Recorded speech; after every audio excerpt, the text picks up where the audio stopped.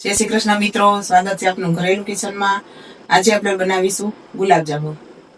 વિડીયોને શરૂ કરતા પહેલા હજી સુધી અમારી ચેનલ સબસ્ક્રાઇબ ન કરી હોય તો ચેનલને સબસ્ક્રાઇબ કરજો, જેથી કરી આવનારા રેસીપીના નવા વિડીયો તમારા સુધી પહેલા પહોંચે। તો ચાલો રેસીપીને સ્ટાર્ટ કરીએ। તો ગુલાબજાંબુ બનાવવા માટે આપણે ગીટ્સનો ગુલાબજાંબુનો સ્પેશિયલ પાવડર આવે છે, આનો આપણે બનાવવાનો છે। ને આપણે ચાસણી માટે ખાંડ જોશે, લોટ બાંધવા માટે આપણે દૂધ, 3-4 નંગ આપણે એલચી અને ગુલાબની પાંખડી આપણે નાખીશું, અને તળવા માટે તેલ।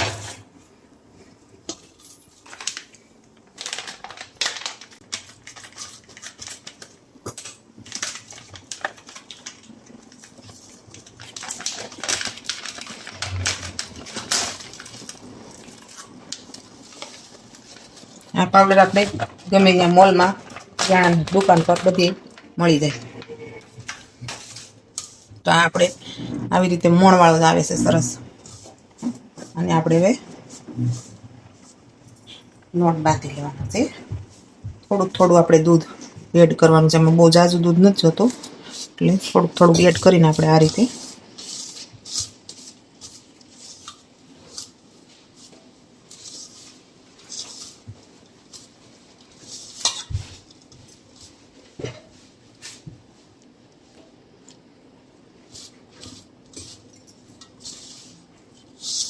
આપણે દૂધ ઠંડુ જ લીધું છે,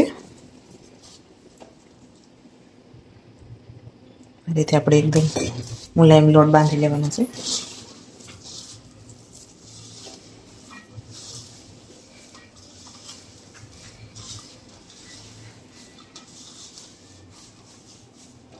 આપણા લોટ સરસ રીતે જો બંધાઈ ગયો છે, બહુ ઝાઝું દૂધ નથી જોતું આમાં, બધું મિક્સ કરી લઈએ આપણે એટલે હવે આપણે આમાં કાંઈ દૂધની જરૂર નહીં પડે।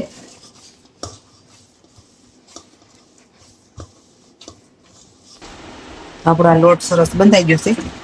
આપણે એક વાટકી દૂધ લીધું હતું ને એટલું દૂધ આપણે લોટ બાંધવાનું જોયું છે। હવે આને આપણે નાની નાની સરસ ગોળી વાળી લેવું, થોડીક વાર આને આપણે 2 મિનિટ ઢાંકી દઈએ।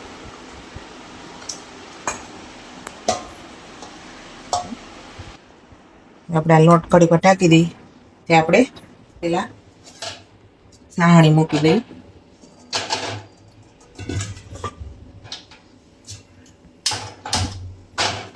આ એક કડાઈ લેવાની છે, એમાં આપણે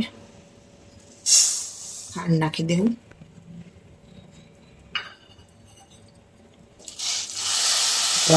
પાણી એડ કરશે। પાણી આપણે ખાંડથી થોડુંક ઝાઝું રાખવાનું છે। આપણે આ ધીમા ગેસે સાહણી આવવા દઈએ।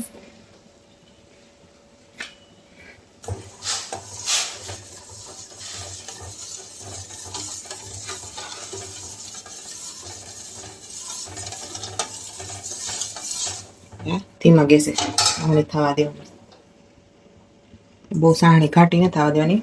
આમાં આપણે આ એલચી એડ કરી દઈશું, ને આ ગુલાબની પાંખડી આપણે આમાં એડ કરીએ છીએ, અને કેસર હોય તો એ નાખી શકાય।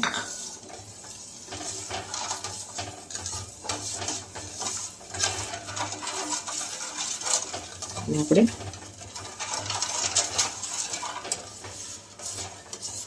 સાહણી ખાતી આપણે હવે દઈએ।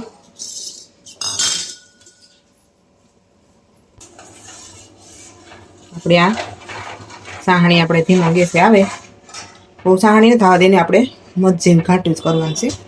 ત્યાં આપણે હવે નાની નાની આપણે ગુલાબજાંબુની તમને જેવડી તમારી સાઈઝ પ્રમાણે તમારે નાની મોટી સાઈઝ કરી શકો। આ રીતે આપણે ફાટે નહીં ને એ રીતે ગોળી વાળવાની, લાગે તો આપણે ઘીવાળા હાથ કરી શકીએ।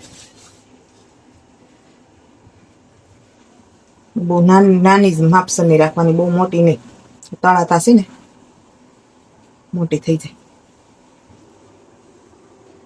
આ રીતે આપણે બધી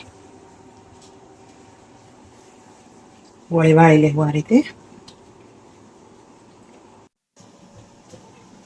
તો આપણે આ એક સરખી બધી ગોળી વાળી લીધી।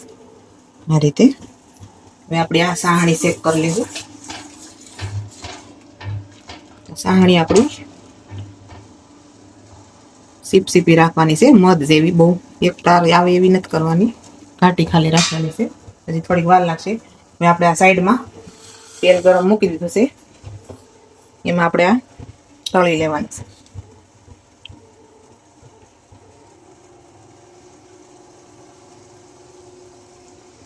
આ રીતે આપણે બધી તળી લેવી.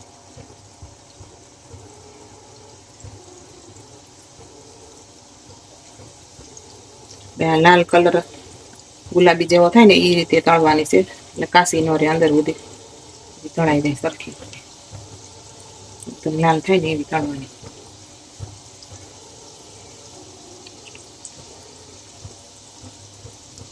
રીતે જો આપણો કલર સરસ લાલ થવા મળે છે, પછી આપણે આ રીતે પલટાવવાનું.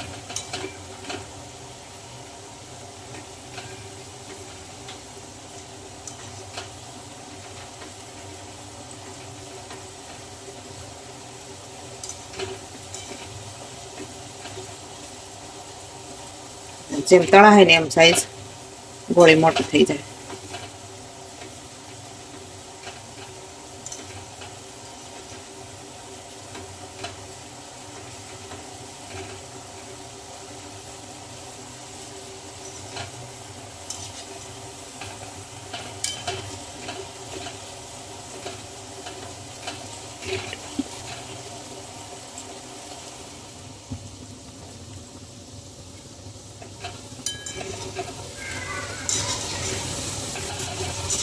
આ સરસ રીતે તળાઈ ગઈ છે.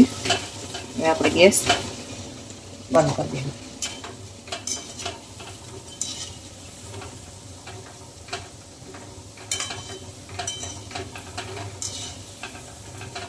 રીતે લાલ થઈ જાય ને એ રીતે આપણે તળવાની, એટલે અંદર કાશી નાખી.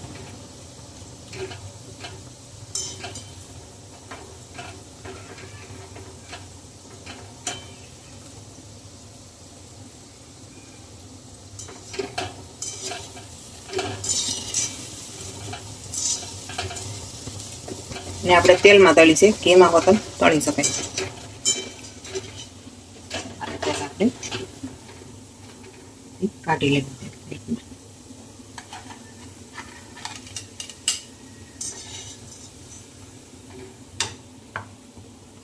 છે, તળી દેખાય ને આપણે પાછી આ રીતે જ આપણે કાઢવાની છે.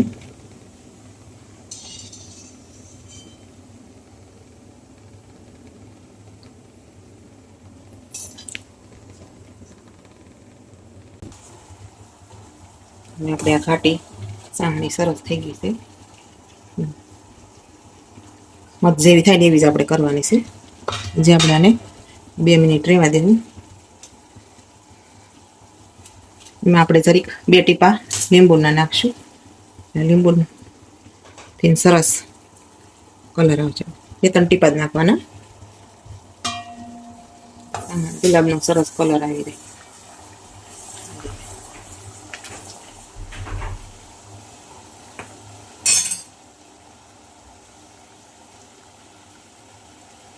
આપણે ગેસ બંધ કરી દેવું.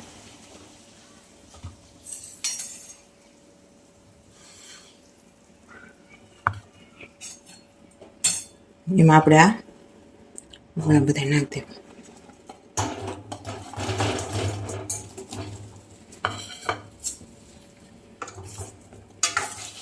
આ રીતે હલાવવાનું છે. પછી આપણે આને 2-3 કલાક રહેવા દેવું. સાહણી બધી સરસ રીતે પી જાય. તમે જેટલું મીઠું ખાતા હોય ને એ પ્રમાણે તમારે સાહણી કરવાની.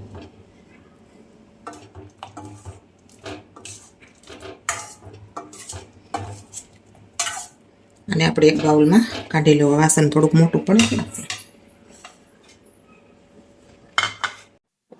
તો આપણા ગુલાબજાંબુ તૈયાર થઈ ગયા છે. હવે આપણે આને એક બાઉલમાં કાઢી લેવું.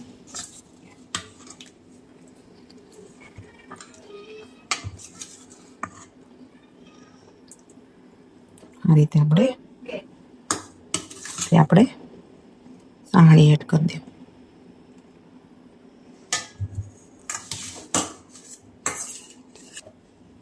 આ રીતે આપણે બાઉલમાં કાઢી લીધા છે. ઉપરથી આપણે પિસ્તા